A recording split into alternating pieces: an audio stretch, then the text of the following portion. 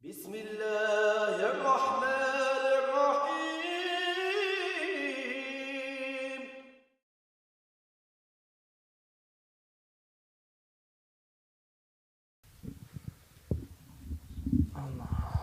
بسم الله الرحمن الرحيم والصلاة والسلام على سيدنا محمد وعلى آله وصحبه وسلم تسليما كثيرا ولا حول ولا قوة إلا بالله العلي العظيم.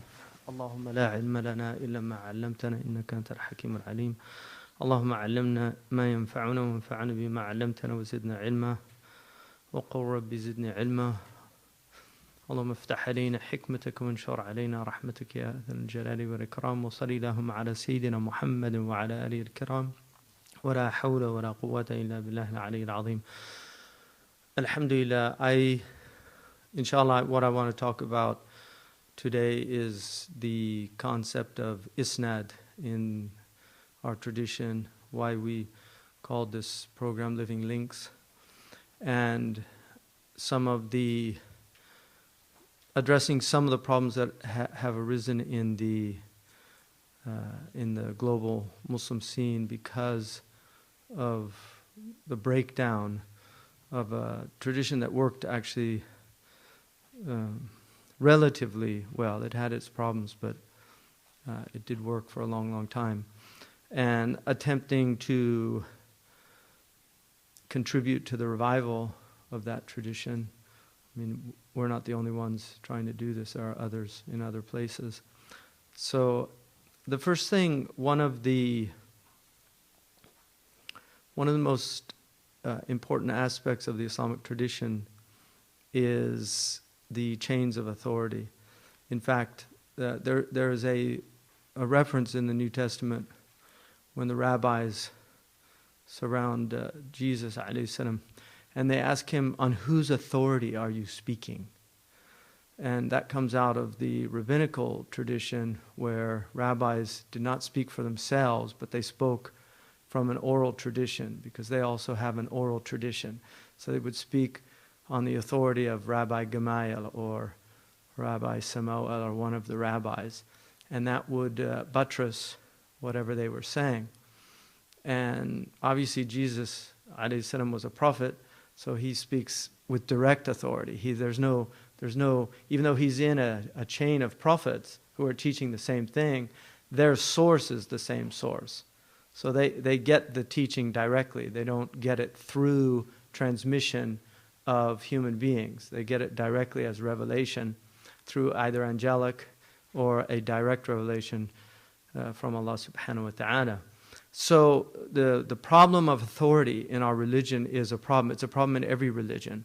Every religion grapples with who has authority, what substantiates authority, where does authority come from, what's the nature of authority. Even legitimation in government is also a major problem. Like one of the things that we're going through right now in some parts of the world is this idea of whether or not governments are legitimate or have legitimacy because they don't, for instance, reflect the voice of the people.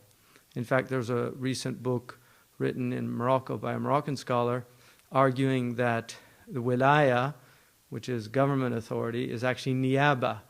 It's a type of representation. And he doesn't say niyaba from God, he says niyaba from the people, that the government represents the people, which is a radical departure from how earlier Muslim peoples would have viewed it. They would have viewed it in a very different way. But that shows you the impact, even on Islamic scholarship, of Western political theory, because we also have within our epistemology, in other words, how we substantiate things through knowledge processes, we actually have within our epistemology a political tradition that many modern Muslims would consider simply just antiquated. They would see no value in it. They would say it was written for another time, another place. Now, certain aspects of that tradition undoubtedly were written for another time and place.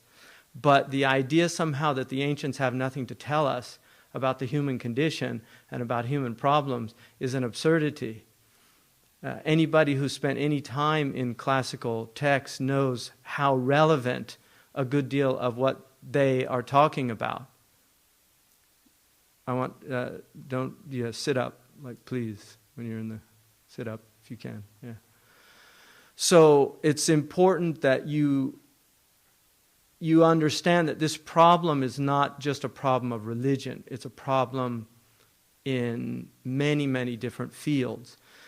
In Egypt right now, who has authority? Is it Sisi or is it Morsi? And this is a problem. And the scholars have taken different sides. Some of the scholars are saying this is what's called the hukm al-mutaghallib. This is what our traditional books say about the situation. Other ones say that doesn't apply anymore. So even the scholars are split. Now, one of the problems inherent in that is that it becomes very confusing for people. Because when you have scholars radically differing and you're looking for them for guidance, who do you follow? So who has authority? Because it has spiritual implications, it has political implications, it has economic implications. We have, for instance, if you're following it at all, but Niall Ferguson, who's a historian of economics, and Krugman, who's the Nobel Prize winner right now, are having their little blog battle about economic theories. Right? So do we follow a Keynesian model, or should we follow an Austrian model or a monetarist model? So even within economics, who has authority? Who's speaking with authority? These are all ikhtilafat. These are the differences of opinion that arise from the human condition because people look at things from different perspectives.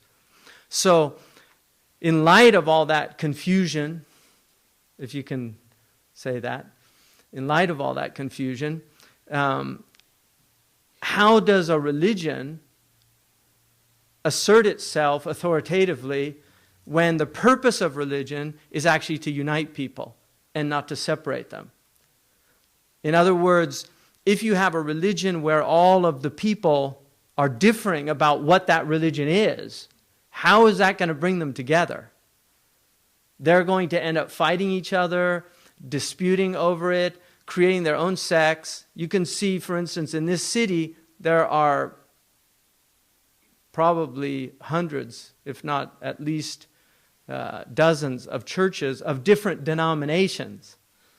And this is what happened to Christianity. It's split up. You will see within this, on this hill, many different types of Christianity are being taught in these colleges.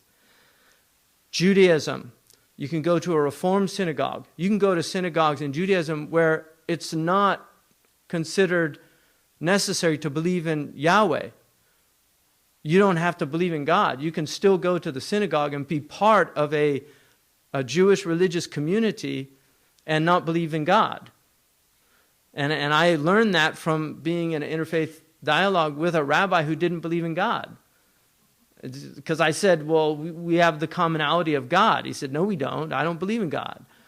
And it really shocked me, but I went back and I did my research and found out indeed that there are Reformed versions of Judaism that do not stipulate a belief in God. That it's more of an ethnic, cultural, binding tradition, religio. So it's purely on a horizontal plane. There's no vertical reality to the religion anymore. So you can find all these differences. Now within the Islamic tradition, you can be a progressive Muslim. You can be a transgender Muslim. There's all these different types of Islam out there.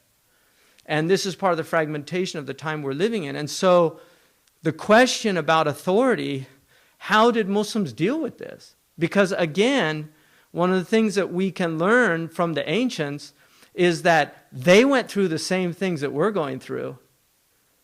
They had authority problems in the early part of Islam. They went through their own types of disintegration. They went through their sectarianism, their schisms. Right? The Sunna-Shia split is a schismatic split. And the Prophet said that you will split. He told us that. It's human nature. But then he said, but one group is guided. So everybody, if they're all claiming that, how is that claim substantiated? because the Ismailis claim that they have the Batini authority, and this is what gives them the truth. The Shia claim that they have the Ahl-al-Bayt authority of the unbroken chain of the 12 impeccable imams that can't make mistakes. Within the Alawi or the Nusayri, also a sect, a radical sect of the Shia tradition, claims that they have a direct line to Ali, who's an incarnate, like the Logos, like Jesus. So you have all these different competing claims.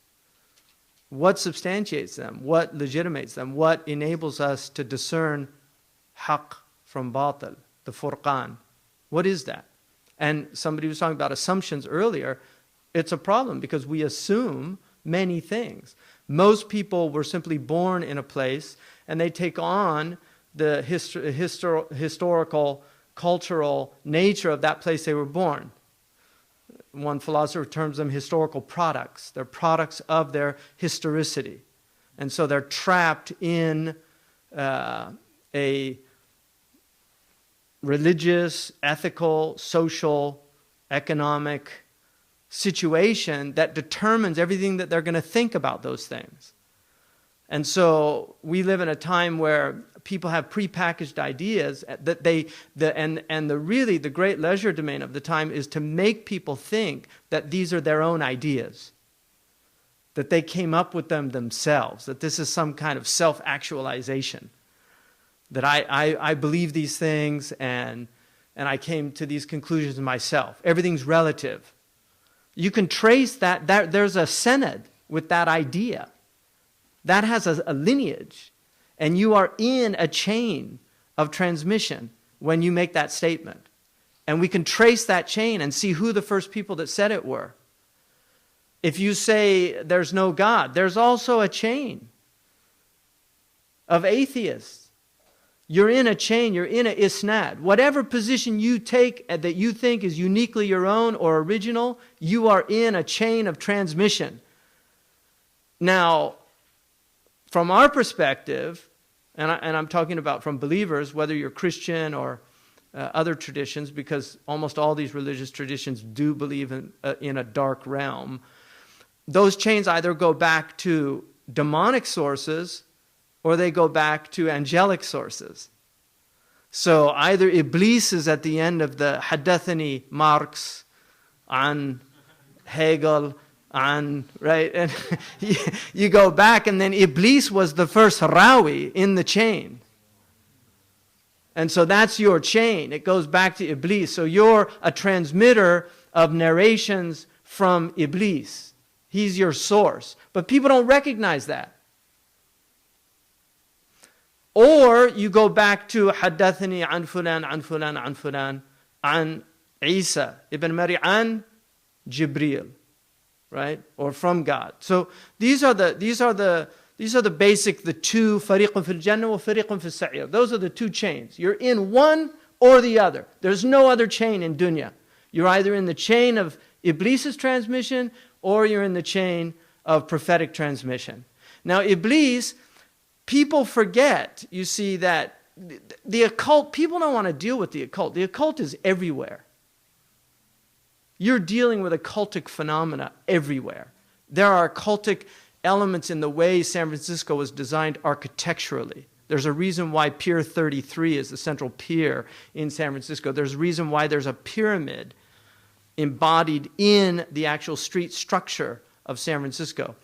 Washington, D.C. is designed in an occultic design. Why? Because there are people that have religious beliefs, spiritual beliefs, and those spiritual beliefs impinge the way they see the world, the way they act upon the world.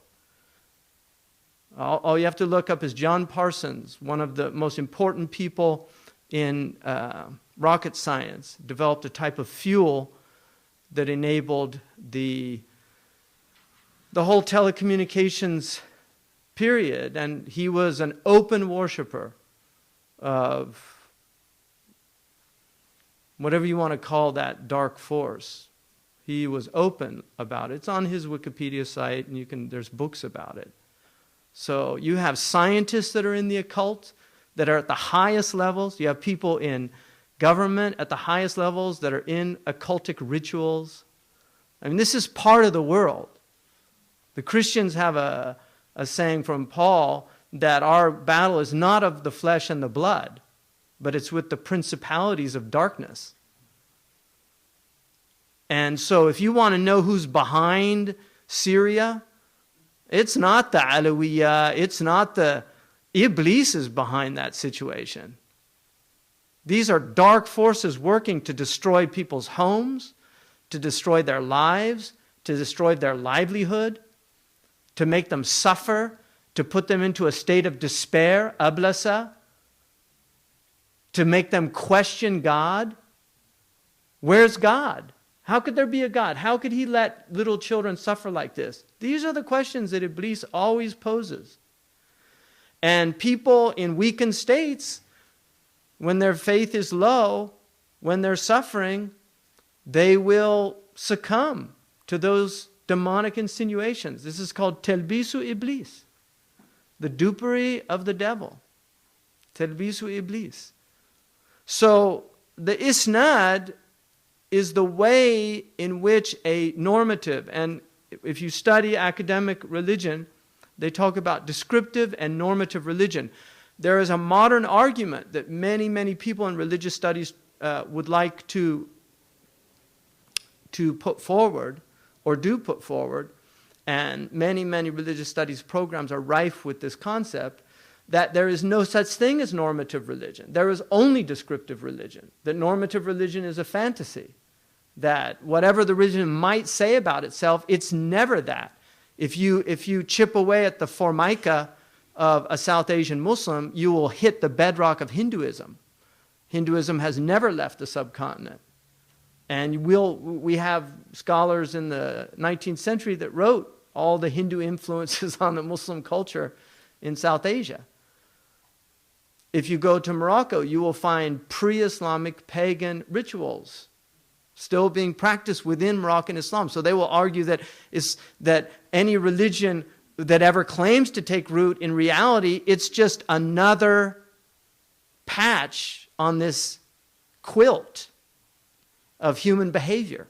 And so if you look at Christianity, they celebrate Christmas here on December 25th. That was the Roman sun god's birthday, Mithra.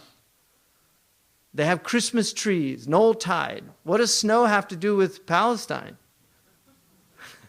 What does Santa Claus have to do with Palestine, right?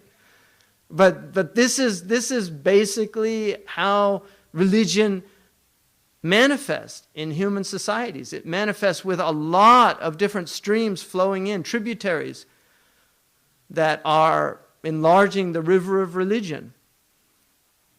The same is true if you go Tibetan Buddhism. Tibetan Buddhism is there's a Tibetan mask on Bon animism, which is the previous religion that was in Tibet before the Buddhists got there. It's filled with animistic pre-Buddhist rituals and beliefs. And so Islam is no different. You will find many, many beliefs that came into Islam or were already in the previous cultures. The Muslims were heavily influenced by Hellenistic tradition. The Greeks had a massive impact on the Muslims. I mean, they come up against the Greeks. The Arabs say, الحكمة نزلت على الثلاثة على أدمغة اليونانيين وأيدي أهل الصين وألسنة العرب. That wisdom came down on three, on the intellects of the Greeks, on the hands of the Chinese, because they were great manufacturers, and on the tongues of the Arabs. But the Greeks had a huge impact on the Muslims. So normative Islam would be what the religion actually says about itself. What does the religion say about itself? What is it? How do we know what Islam is? Is Islam simply the hijab? You see, if you go to, now you have, for instance, in Syria, you have a hijab, like it's a raincoat. There's nothing traditional about that. It's a European coat that, however that came in, I mean, must have been some first woman that started that, right? But that is not a traditional dress. If you want to see a traditional Shami dress, you have to go to Palestinian villages or Syrian villages where they wear those traditional. They used to have their own little, it would tell you knew what village they were from based on the patterns on the hijab, right? So you would know where they were from. But now you have, for instance, the chador, which is basically the Iranian version of the hijab, which probably is close to what some of the early Muslim women were wearing, but it wasn't black. I mean, we know that black was actually, they couldn't sell the black hijabs in the 3rd century in Medina, and they actually, Darimi had to write some lines of poetry for this poor Iraqi hijab merchant who brought all this black cloth and none of the women wanted it. And so he wrote this thing about how tempting black was on women and how good it made them look. And suddenly they were selling out of the black hijabs, right? Early marketing.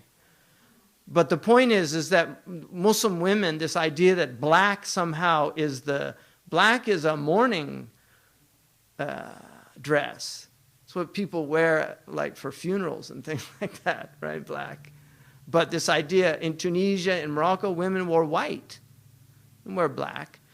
If you go to West Africa, women have always worn colorful garments. In Mauritania, they wore what they call Nil, right, which was a blue, and it actually made them blue. And the men wore the blue turbans from it, so they're called the blue men, the zurq, because they would turn blue from it. But the women actually thought it was attractive. Their whole skin got dyed blue. So you see these Mauritanian women, they look blue. They don't wear that anymore. Now they wear the colorful milhafa, which was introduced by merchants. So those change, but does the hijab change? Do the essential demarcations of the hijab change? That's normative Islam. Descriptive Islam is how they choose to wear that hijab. But normative Islam is what tells you what the hijab is. All right, there's a big difference between the two. Now, the way that our scholars, when in the very early period of Islam, the Quran was clear. And the Quran, our Usuli scholars differentiate between mutawatir and ahad. Mutawatir is factual. It's just simply historical. It's a historical account of something. And the point between mutawatir is so many people have seen it. So many people have transmitted it. They have so many multiple sources that it could not be possible that they could have conspired to make it up. So we know, for instance, in 1776, if you want to use that dating, if you want to use another dating, I mean, I once saw some Native American argue with Adler, and Adler said, well, surely we can agree on historical facts. And he said, like what? And he said that America was discovered by Columbus in 1492. Big mistake to say to a Native American. And he just threw it back. He said, I don't accept that fact. First of all, 1492 is not a Native American dating, so I don't accept the date. Second of all, we weren't discovered. We knew we were here, right?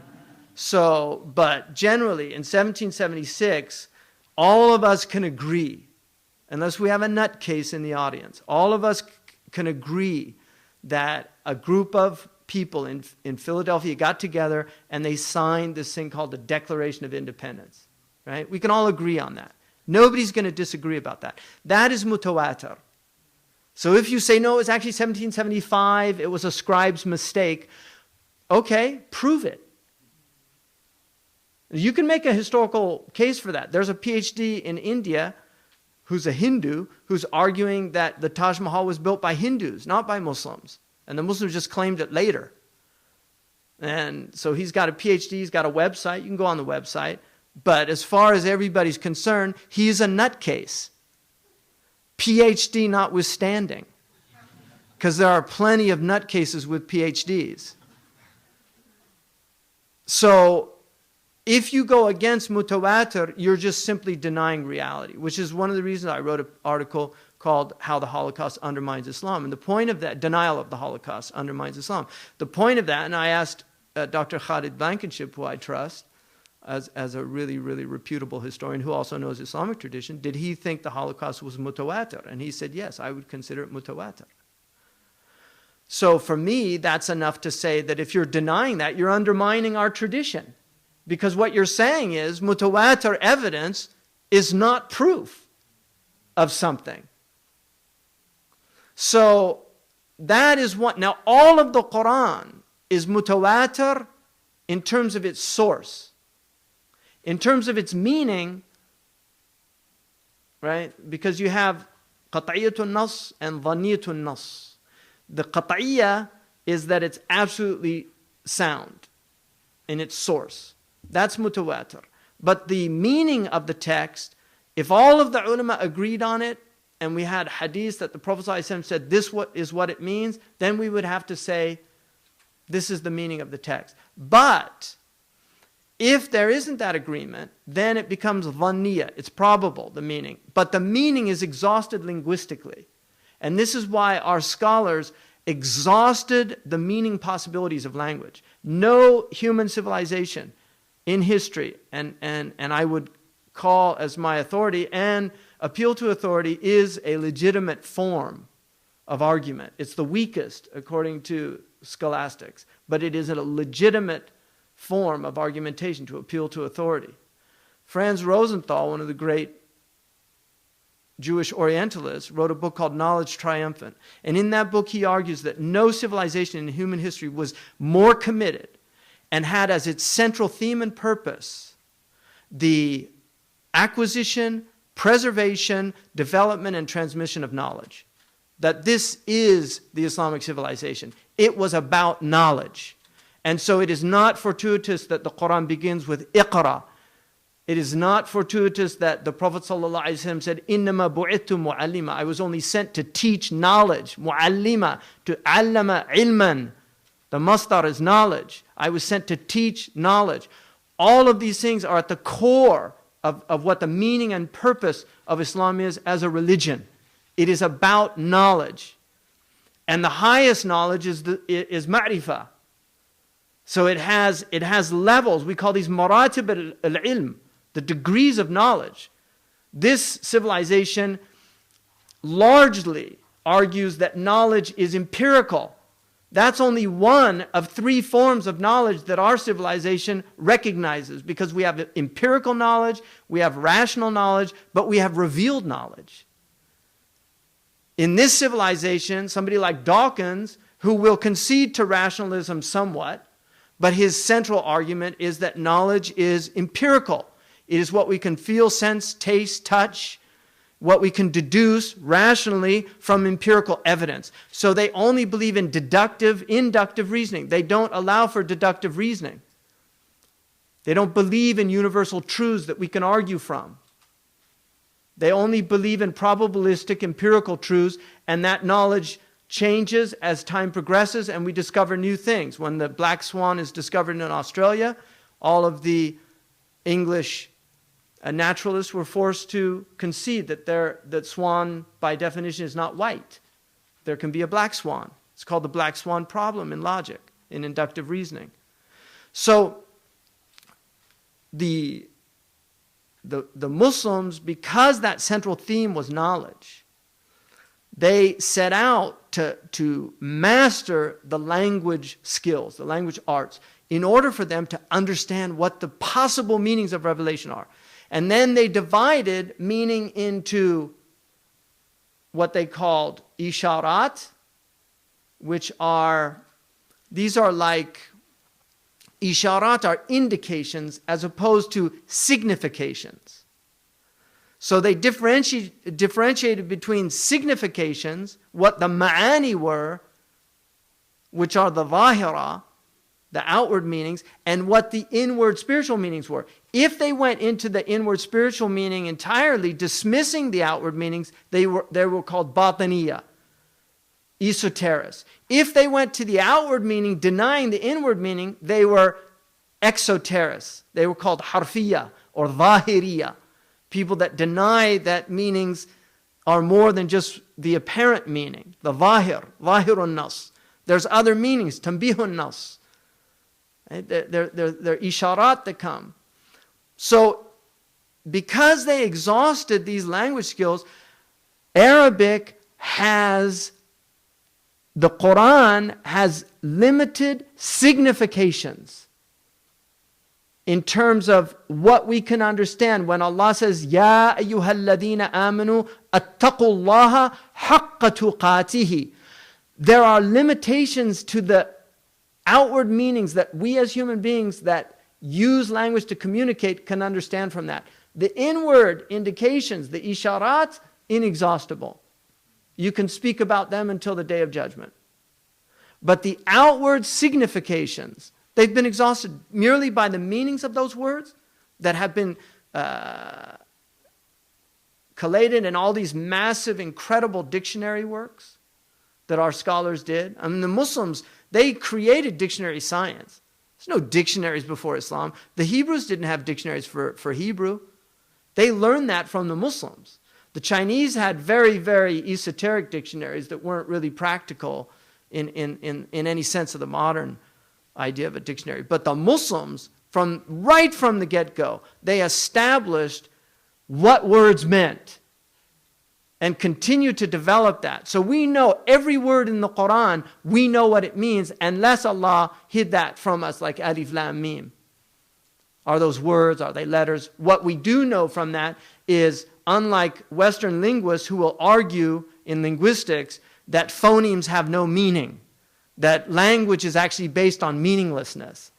What the Quran is refuting there is, no, it's meaning all the way down. The letter has meaning. The sound has meaning. It's meaning all the way down. This is about meaning. And we are interpreters of meaning. It's our nature to interpret. We're constantly listening and we're interpreting and we're understanding. That's human nature. We do this constantly. And language is the great gift.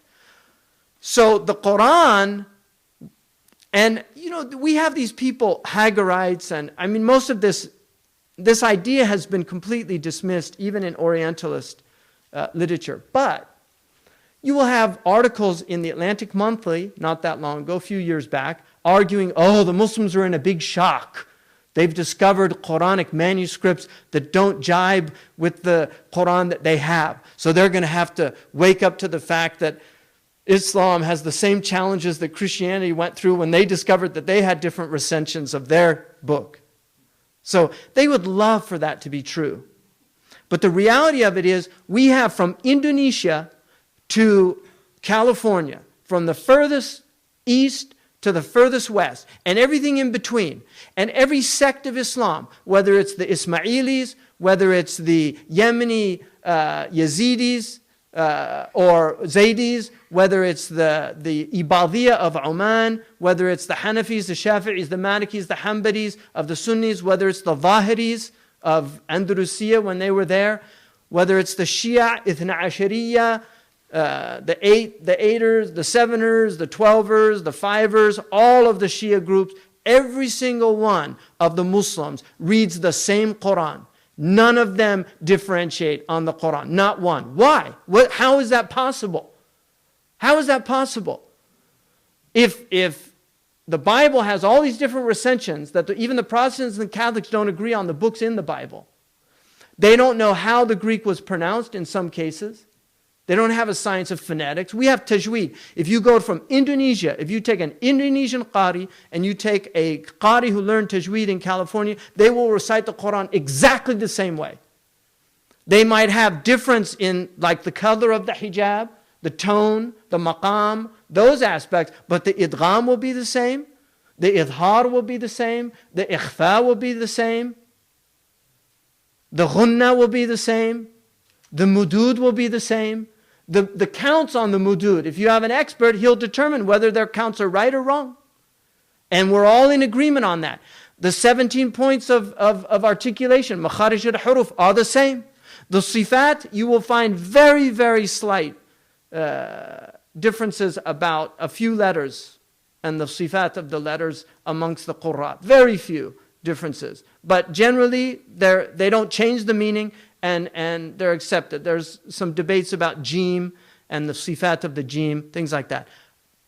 Essentially the same. How did that happen? Because if you take the Sanad all the way back, you will see the same reciters from the Sahaba. All of the Quran comes from the same few men. There's no difference. And they got it from the same source. That is a proof of the Isnad right there. Because there's no way you can tell me, if you go to Watford, you know Watford in England? It's actually Watford, right? But they say Watford. Why? Because they don't pronounce the T. If you go to Australia, g'day mate, you know the g'day, good day, right? That's how they say it, right? G'day, right? If you in California, if you want a glass of water, you don't say water, you say I like some water, right? Because we turn it into the ta into a da, right?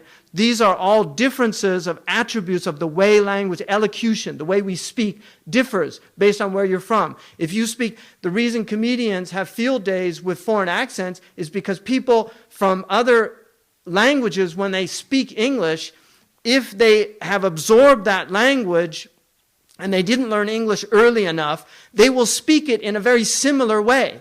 So Arabs will say for paradise, they'll say paradise, paradise. And they put those heavy accents. They can't help it because what they're doing is they're articulating English the way they would speak Arabic. Brother. Right? It's not brother, it's brother. Right? Or, you know, there's other ways. Brother, bro. Right? These are all different ways people speak. Why is it, if you have all these linguistic differences in one group of people, you go down south and they speak English in a different way. If you go to Texas, they speak English differently than the way we speak. They make fun of us. And we make fun of them. Right? And that's in one country. We speak English differently. In fact, the English would argue we don't speak English at all. Right? It's their language. Garage. Right? They say garage, right? I mean, they have all these different tomato. They don't say tomato. Some people say tomato. Right? This is the way people talk. They used to teach elocution. And you can actually still go to these courses like people with New York accents, with a heavy New York accent. Because if you see a lawyer that speaks with a New York accent, you think of all those mafia films that you've seen, and you just don't want that guy representing you. Because he sounds like some kind of wise guy on some Brooklyn street corner trying to muscle some money from some poor grocer. Right? Isn't that what happens? You know, poor German people, if you speak, people that grew up with World War II film, they just hear that Nazi, right? When they hear a German accent in English. It's just the way it is, right? So all of these differences, the only way that you get to any kind of sound is through this idea of a proper way to speak, right? Now, proper doesn't mean, again, it's like the hijab. You can wear it a lot of different ways, but if I pronounce water, wafer, it's a different word. So we have to have some limitations on how it's pronounced, right? Or else we lose the ability to communicate. This is the argument that I would make for the Isnad. That it came into existence in order to prevent things coming into this religion that were not of this religion. So the Quran is mutawatir, the meanings we differ, but because Arabic is taken from sources, and this is one of the miracles of Islam, is that each of the sciences of Islam, in the early period of Islam, all of these incredible people emerged to preserve these sciences. Where did they come from? Where did you get somebody like Sibawi or Al-Asma'i, who just went around collecting poetry everywhere? Where did you get these people? Where did their himma come from to do these things? What inspired them to spend years? What inspired somebody to travel all over the Muslim world to collect hadiths, to go months on a journey to hear one hadith because he heard so-and-so had a higher chain? What inspired them? It's one of the miracles of Islam as far as I can tell. So when the Quran, if it's agreed upon, there's no debate about the Quran. There are 7 variants. Then you have the 3 to 10. And then you have the ahad. you go up to 14, and then you have shudud, agreed upon. So we've always recognized that there's alternate qira'at out there. Nobody's ever denied that. Atlantic Monthly is not going to teach us anything about our religion that we didn't already know. We're not going to be a big shock to find out, oh, there's other recensions out there that don't jibe with the one that they recite from. Well, how is it 1.3 billion people recite from the same one? I mean, isn't that a little odd? Right? Isn't that a little strange? In fact, Imam al-Qurtubi in his tafsir says that in the Quran, إِنَّا نَحْنُ نَزَّلْنَا الذِّكْرَ وَإِنَّا لَهُ لَحَافِظُونَ, that we have revealed this Quran and we have taken upon ourselves, God, the royal we, to preserve the Quran. Imam al-Qurtubi in his tafsir says that there was a Jewish man in Andalusia who wanted to see who had the truth. And he was a calligrapher. So he calligraphed a Torah and he put a lot of mistakes in it. And he took it to a rabbi. And it was a beautiful calligraphed Hebrew Torah. And the rabbi read it and he said, how is it? He said, it's beautiful. It's one of the finest editions of the Torah I've ever seen. And he said, okay, thank you. And then he did the Bible. He took it to a Christian priest and he read it. And he said, what did you think? He said, beautiful. Excellent Bible. He said, no, nothing. He said, no, it was wonderful. Then he did the Quran. He took it to an imam. And the imam told him, you have to burn this. He said, why? He said, it's filled with mistakes. I don't care how nice the calligraphy is. And he knew then that these people had a preserved book. Imam Qurtubi mentions that. That's from Isnad. So when you study the Quran, you're studying a book that was preserved. There's no doubt about it. We can differ on some of the stops, the waqfat. They differ on those things. Those are all. But the Quran is the same. It's the same. There's some differences about ayahs, about what's an ayah and what's not, where the ayah ends. Those are all insignificant differences. But the text is, not only is the text preserved, the Uthmani rasm is preserved. And in Mauritania, you're not a hafiz if you don't know how to write the entire Quran according to the rasm Uthmani from scratch.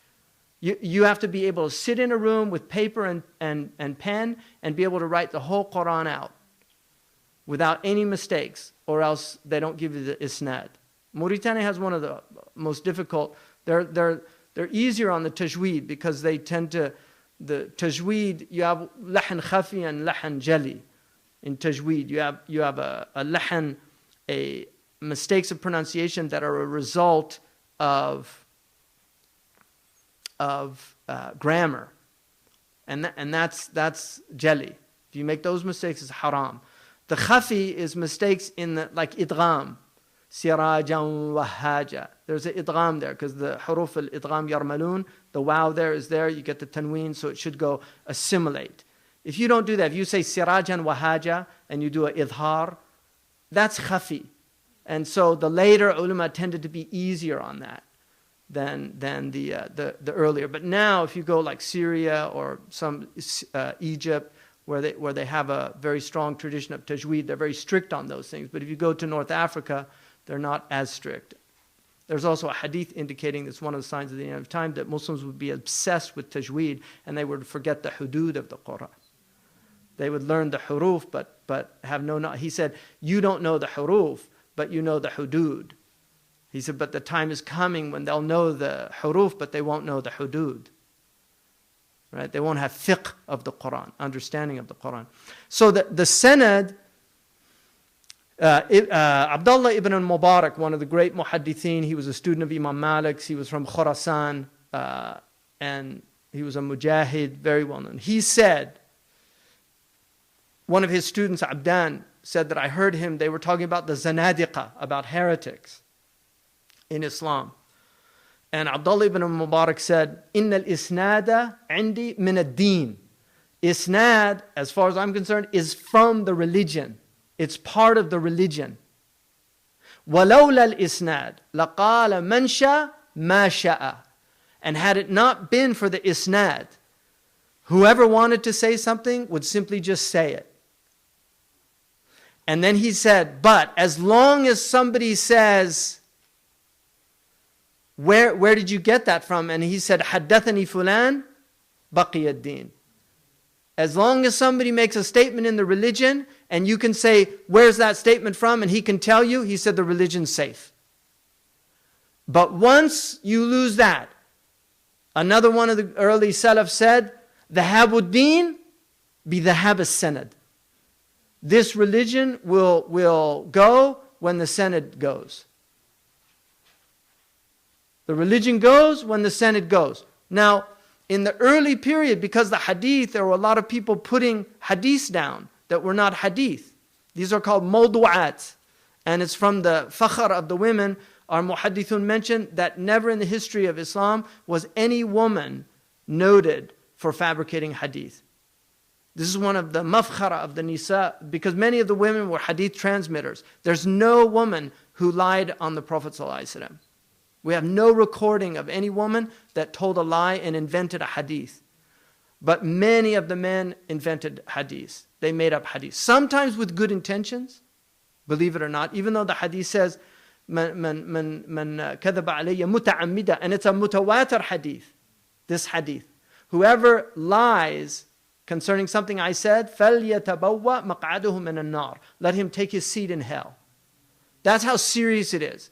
But we do have some ulama historically that would, maybe they heard something and they would just put it down. And sometimes because they thought the hadith was true, they would add a sanad. There's people that do that, tadlis and wada'.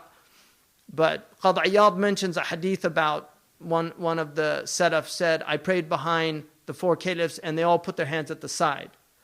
Qadi Iyad says, we don't need this to defend the Maliki position. You know, that his intention might have been good, but this is haram. And one of the proofs for me that the hadiths are true is that why didn't the Ahl Sunnah put down, if they made up all these hadiths, why didn't they put down hadiths to defend positions like Khalq al-Quran? When the big fitna came, why didn't they just invent hadiths about the Quran? And so these arguments that somehow people made, Abu Bakr makes up the hadith about Aisha and the dogs barking at Hawla, just making it up. It's rubbish. Sahaba didn't make up hadith. Does that mean every hadith in al-Bukhari is absolutely 100% true? No. There are many probabilistic hadiths in al-Bukhari. There, according to even some of the ulama, there are hadiths that shouldn't be in there.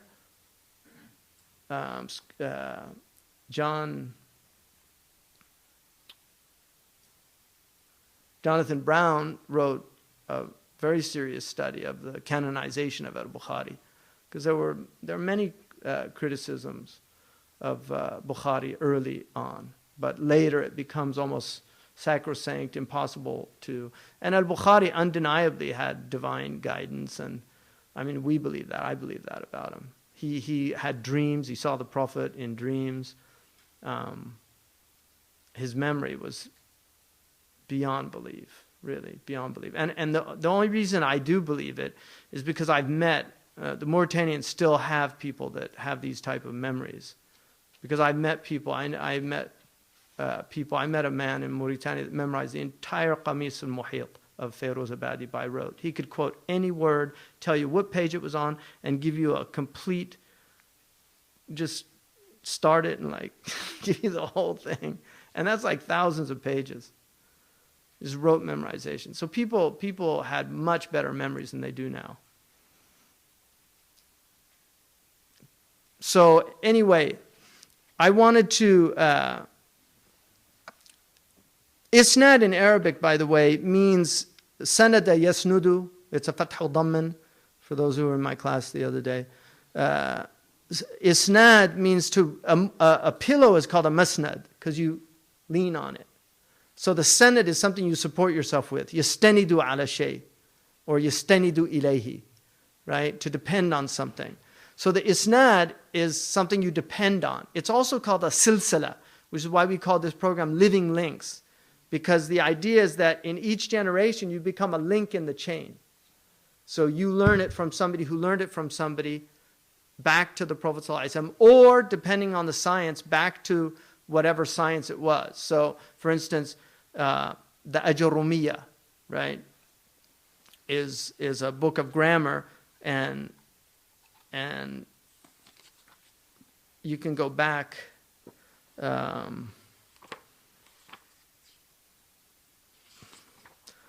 to Ibn Ajurum with the Senate. So if you study it in that chain. Now, obviously, once these sciences were preserved, then the ulama became more lax on the idea of the Sanad. So with hadith, obviously, the books have been preserved, and we don't have the type of memories anymore.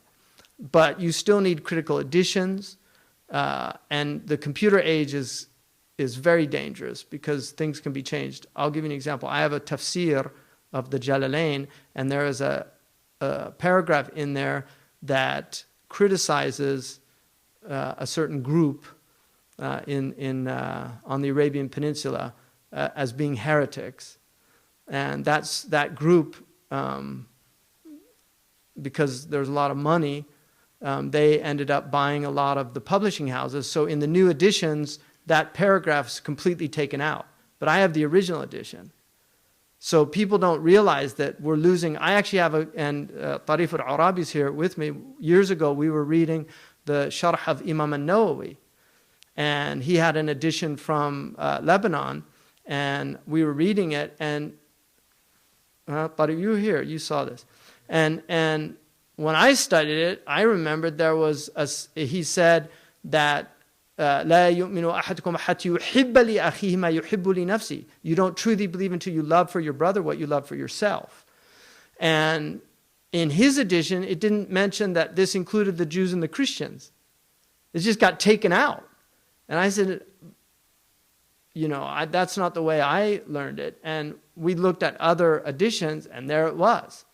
Imam Nawawi mentions Jews and Christians as being your brothers. But because there's people in that region of the world that don't want people to think of Jews as brothers, right? They just eliminated that. So we have to be very careful. There's also people changing abwab. There's a chapter, an edition of the Riyadh al-Salihin, which has Bab Ziyarat Qabr al-Nabi sallallahu alaihi wasallam, the chapter of visiting the grave of the Prophet. They took grave out and put masjid, because they don't like the idea of visiting the grave of the Prophet. So this is khiyanatun naql. That's what our ulama call it, being treacherous in how you transmit. And one of the things the Prophet ﷺ is reported to have said, it's a mursal in its sahih transmission, but the meaning is sound, and our ulama transmit it. Imam al-Bayhaqi, Ahmad, and others. Ahmad goes first, Imam Ahmad, and then Imam al-Bayhaqi and others transmit this. It has a lot of turuq. But the Prophet ﷺ was reported to have said, يَحْمِلُ هَذَا الدِّينَ مِنْ كُلِّ خَلَفٍ عُدُولُهُ. That this religion will be carried in each generation by, khalaf are good people that come after. Khalf is negative. If it has taskeen over the ayn letter, it's negative. تَرَكُوا مِنْ بَعْدِهِمْ خَلْف with a sukun. If it has khalaf with a bounce, the fatha, then it's good. They're good people. So the Prophet ﷺ said good people would carry this religion from every generation who were upright, just people. يَنْفُونَ عَنْهُ, they would get rid of the يَنْفُونَ عَنْهُ تَحْرِيفَ الْغَالِينَ, the decontextualization of extremists, taking things out of context. They will negate that. So when they hear somebody quoting a verse, they'll say that's out of context. وَانْتِحَالَ الْمُبْطِلِينَ, and the plagiarisms of people trying to undermine the religion. وَالتَّأْوِيلِ الْجَاهِلِينَ, and the interpretations of ignorant people. So that's the role of the ulama. So, just as an example, this is one of my athbats from my teacher, Shaykh Ahmed Gibran, who's also a teacher of Shaykh Abdullah al-Qadi. He was a student of Yasin al-Fadani. He's one of the last really muhaddithun in Mecca, and we used to visit him whenever we went to Mecca and read with him. But these are called athbat. So these are his athbat, and this is back to his teachers. So with the Jawhara al-Tawheed, which was written by Imam al-Laqani, great Maliki Azhari scholar, and it was taught in Al-Azhar, it still is, that this is, he relates it, Shaykh Ahmed Jabir relates it from Yasin al-Fadani, who was called Muhaddith al-Haramain. He relates it from Imam al-Mahrasi, who relates it from Ahmed bin Shams al-Shinqiti, Thumma al-Madani, so he went from Mauritania to Medina, who relates it from Mustafa bin Fadl bin Mamin al-Shinqiti al-Maliki, عن عبد الله ibn Ibrahim al-Alawi al-Maliki, عن Muhammad bin al-Hasan al-Bannani, great Moroccan scholar, عن أبي عبد الله محمد بن عبد السلام البناني الفاسي from Morocco, Fas, عن محمد السلموني, عن عبد الباقي بن يوسف بن أحمد الزرقاني, a great Maliki scholar in Egypt, عن النور أبو الحسن علي محمد بن عبد الرحمن الأجهوري, one of the students of Ibrahim al-Laqani, great Maliki scholar, Imam al-Ajhuri. عن المؤلف البرهان إبراهيم بن هارون اللقاني المالكي. So there's a chain to Imam al-Laqani in the Jawhara, just to give you an example. And so you study it with a teacher. This is another, this is a ijaza, this is like a diploma that is from another one of my teachers who actually wrote a commentary on the Jawhara, a very large commentary on it. And this is his ijaza to me. And then they date it with witnesses, so that you don't say, oh, I got from so-and-so once he dies, right? People, may Allah give him a long life. And he put the jubba on me as well, which is a sunnah. So that's like a graduation.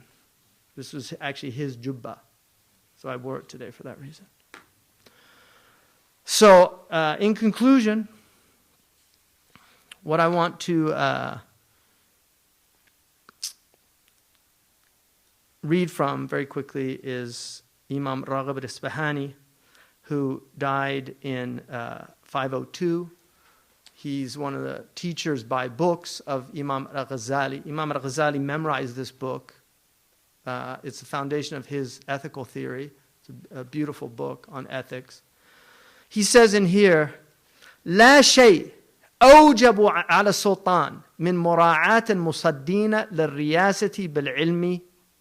There is nothing more important for government than to have some type of quality assurance for who becomes leaders in knowledge. فَمِنِ الْإِخْلَالِ بِهَا يَنْتَشِرُ الشَّرِّ. Because when knowledge becomes confused, evil becomes widespread. وَيَكْثُرُ الْأَشْرَارِ. And you will see evil people multiply. وَيَقَعُ بَيْنَ النَّاسِ التَّبَاغُض وَتَنَافُرْ. And you will see mutual animosity and hatred begin to emerge amongst the hearts of people.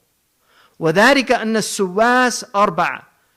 The reason for that is because political leadership is of four types. Al-Anbiya.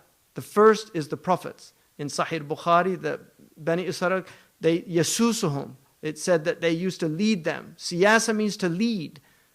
And the root comes from training a horse, because people have an animal nafs. And so the sasa are the ones that are supposed to help them to learn to control their animal nafs, right? Until they become human beings. That's why you have law functions when people are human beings. You don't need, the policemen are there just to make sure the odd character that's not behaving like a human being, he deals with him.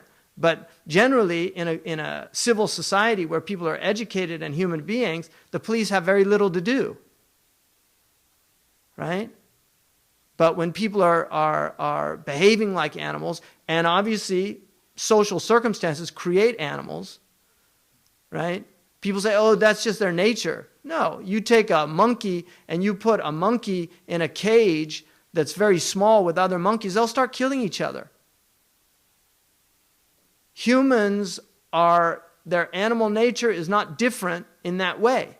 If you put people in very unhealthy circumstances, they will begin to behave in a different way that it's their fitrah or nature. You change those circumstances and their nature will flourish. People are not aggressive by nature. This whole idea that humans are aggressive by nature, most of you have never even been in a fight in your lives, except when you were little kids, right? You walk around, people aren't aggressive, but you step on their toes, they'll get aggressive. You run somebody off on the road, he's going to get angry, and if he's not well, he might get really angry and try to shoot you. But if you don't bother him, generally he's not going to bother you. You go to Palestine and you take people's land, yeah, they're going to get angry. Somebody comes into your house, moves you out, moves all your furniture out, puts you on the front lawn, and then if you start lobbing rocks through the windows, and they're like, what's wrong with those people out there? A bunch of animals. Does that make any sense? Yeah, they're going to be upset. You change the property line on your neighbor, see how neighborly he is. Tear down his fence and extend your property maybe 10 feet into his. Suddenly that smile's off his face. He's not waving, good morning, Bob, how are you? He might be loading up his 12 gauge. Right? And then the police come. Well, it's an unfortunate situation, but the guy probably shouldn't have extended his fence into the, right? I mean, they can understand when a guy loses it in those situations. They used to have in this country marriages, crimes of passion. Somebody came in, found the spouse with another person in their bed, and they lost it and killed them both or something like that. People got off for that. Right? Now they don't, because there's no more ghaira. The ghaira is gone. So it's like, oh, okay, you're with Bob now. That's all right. I'll see you later. Yeah. But that's the way it used to be. So the first are the prophets. وَحُكْمُهُمْ عَلَى الْخَاصَّةِ وَالْعَامَّةِ. And their authority is over the elect and the common people. What does that mean, khasa and amma? The khasa are the notables. Every society has people through education, through wealth, through accomplishment, through achievement. They enter into the nukhba. And this idea of total egalitarianism is just rubbish. It's a lie. It's never been true. It will never be true. It's just a simple lie. We live in a hierarchical world. It is the nature of the world. The challenge is spiritually not to hold people below you in contempt. I mean below you, not spiritually, because they might be above you spiritually. This is one of the paradoxes of this reality, is the illiterate street sweeper could be closer to God than the PhD doctor who discovered a cure for cancer. We don't know that, and that's why you don't hold people in contempt. But the idea that there are butlers in the White House. Right? And this is the way the world works. And every society has this. The communists tried to create an egalitarian society. They just created the same monstrosity. Right? They had their elite that had their caviar and vodka when everybody else wasn't, eating very well. So it's always like that. Just read Animal Farm. So the whole story's in there. Right? George Orwell, the pigs. All animals are created equal, but some are more equal than others. Right? That was a little addendum added in later. So, ظَاهِرِهِمْ وَبَاطِنِهِمْ. So the prophets have control over the inward, authority over the inward and the outward. وَالْوُلَاتِ. And then the political rulers. وَحُكْمُهُمْ عَلَى الظَّاهِرَ الْخَاصَةِ وَالْعَامَّةِ دُونَ بَاطِنِهِمْ. Their authority is on the outward of the elect and the common people, but not their inward. So they have control over our outward. They can tell us you have to pay taxes, but they can't make us like it. Because that's your inward. But if a prophet tells you to pay zakat and you don't like it, your iman, if you're paying it, but you're angry about it, your iman is something's wrong with it. Because you should be happy to do that. because he has authority over your internal states as well. And then he says, وَالْحُكَمَاءُ. Now he means like the ulama, the people that know how to apply the sacred law in its circumstances. These are the arifun billah. These are the Plato would have called them the philosophers. He uses the word hukama, which hakim is the wise one. So the sages. And then there's the sages. وَحُكْمُهُمْ عَلَى بَوَاطِنَ الْخَاصَةِ. Their authority is over the internal states of the elect. Spiritually elect. Because you can have political elect. See, you can have an illiterate person who's from the khasa. This is one of the secrets of our religion. Election is not limited to the outward meanings. You can have the khasa that are the elect of God. And they're over everybody. And it can be an illiterate person, like Sidi Abdul Aziz al-Dabbagh. Somebody like that. That's why don't hold people in contempt, because you don't know who they are with God. You just don't know. Don't have contempt for people. Respect them. But also acknowledge the hierarchy, that we are supposed to have the decorum of respecting age. Age has rights over us. If somebody's older than you, you don't treat them like you're, hey buddy, slap him on the back. If he's got gray hairs and you're a young kid, that's not appropriate behavior. Right? The Prophet ﷺ said, he is not among us who does not respect the aged or have compassion on the youth. So the old have to have compassion on the young when they see them slipping, when they see, oh, I remember I used to do that. Not get in that, you get these kind of 50, 60-year-old men who had terrible use, but then they become very pious and suddenly they're wagging their fingers at everybody, forgetting what they were like when they were 20. Right? This kind of sanctimonious piety. And then he says, وَالْوُعَاظ. And then there's the preachers. And we could add to these people the newscasters, the propagandists, the op-ed writers, all those type people. وَحُكْمُهُمْ عَلَى بَوَاطِنَ الْعَامَّةِ. And they have control over the internal states of the common people. And that's why they're the most dangerous. The wu'ath.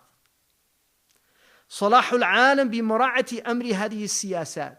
If you want to rectify the world, it's to ensure the quality of these four and how it relates to the masses.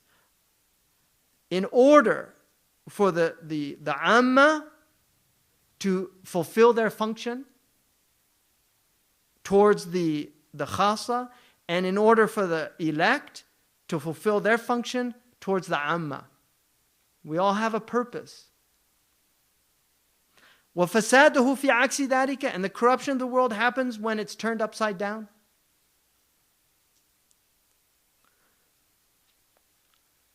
وَلَمَّا تُرِكَتْ مُرَاعَةٌ مُتَصَدِّي لِلْحِكْمَةِ وَالْوَعْظِ تَرَشَّحَ قَوْمٌ لِلزَّعَامَةِ فِي الْعِلْمِ مِنْ غَيْرِ اسْتِحْقَاقٍ مِنْهُمْ.